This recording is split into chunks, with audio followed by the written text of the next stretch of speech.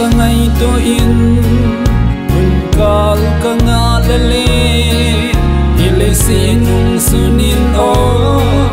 man mi thing te le nagam Zion khupinom chu o chu ata san ma jisa mi hang san te in la lu khu ko in ai lam ton tin ile in hi dal ha in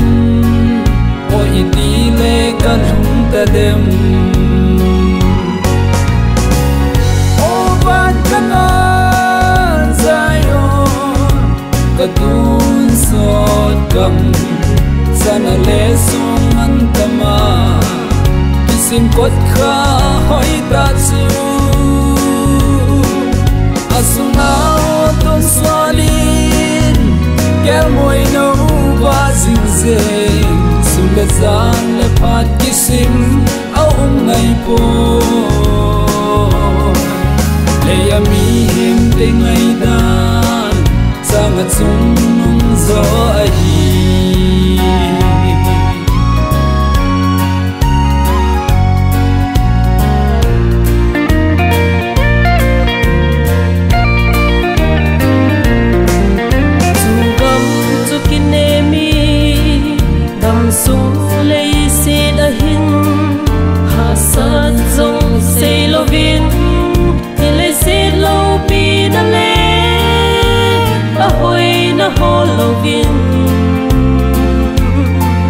hin na leng thu lung po in malam zon sing ude aleng gam le a chon pha na hol sing in